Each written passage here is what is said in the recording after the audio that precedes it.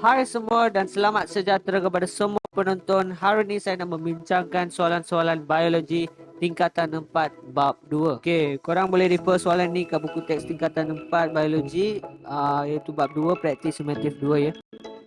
Okey, soalan 1. Mengapakah kloroplas hanya terdapat dalam sel tumbuhan dan tidak dalam sel haiwan?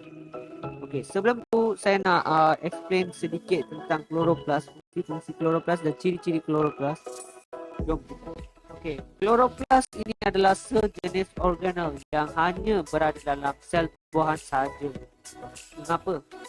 Sebabkan kerana kloroplas biasa dia memerangkap cahaya matahari kan untuk menjalankan fotosintesis bagi menghasilkan makanan sendiri. Okey, bagaimana kloroplas ini menyerap tenaga cahaya matahari?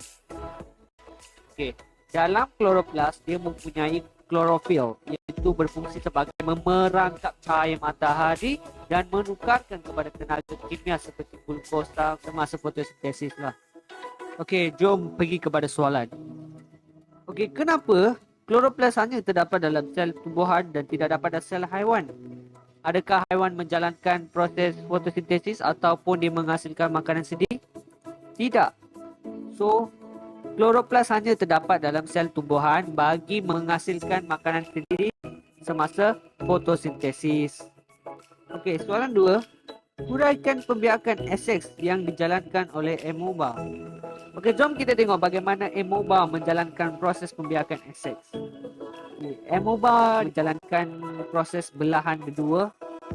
Bagaimana? Okey, apabila amoeba telah berkembang menjadi saiz yang tertentu. Okey, nukleus yang dalam amoeba itu akan membahagi secara mitosis. And then proses cytokinesis berlaku. Apakah itu proses cytokinesis? Okey, saya terangkan. Cytokinesis adalah proses pembelahan cytoplasma. Pembelahan cytoplasma. So, dua amoeba akan mempunyai komposisi genetik yang sama. Okay, apabila proses cytokinesis berlaku, dua amoeba akan terbentuk dengan mempunyai komposisi genetik yang sama dalam dua-dua amoeba. Okey, soalan yang ketiga. Aphid ialah serangga kecil yang menghisap cecair dalam tumbuhan. Aphid memasukkan bahagian mulutnya ke dalam batang tumbuhan dan menyerap nutrien. Namakan cecair yang diperoleh daripada tumbuhan dan terangkan mengapa aphid didapati kebanyakan pada waktu siang. Okey, aphid ni adalah sejenis organisma yang menyerap nutrien tumbuhan. Bagaimana?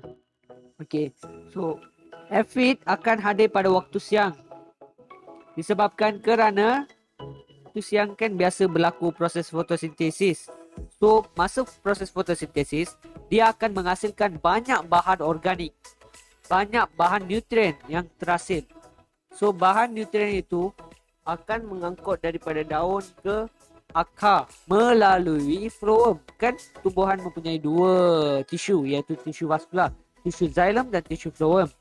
So, bahan nutrien itu akan diangkut melalui phloem. Okey, semasa pengangkutan nutrien berlaku dalam tisu phloem, serangga aphid akan datang dan masukkan bahagian mulut dalam tisu phloem dan menyerap nutrien tersebut. So, nutrien tu akan diperolehi oleh serangga tersebutlah. Okay, soalan dia tanya, namakan cecair yang diperoleh daripada tumbuhan dan terangkan mengapa aphid didapati kebanyakan pada waktu siang. Okay, nama cecair yang diperoleh daripada tumbuhan adalah subphloem. Apakah itu subphloem? Subphloem tu larutan cair yang memenuhi phloem. Okay, terangkan mengapa aphid didapati kebanyakan pada waktu siang. Sebabkan fotosintesis berlaku pada waktu siang. So, jadi lebih banyak gula dihasilkan dan boleh diserap oleh aphid.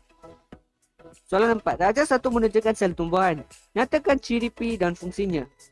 Apakah itu P? P adalah dinding sel. P terbina daripada selulosa yang kuat dan berserat serta bersifat telap sepenuhnya. Fungsi dinding sel adalah untuk mengekalkan bentuk sel tumbuhan lah.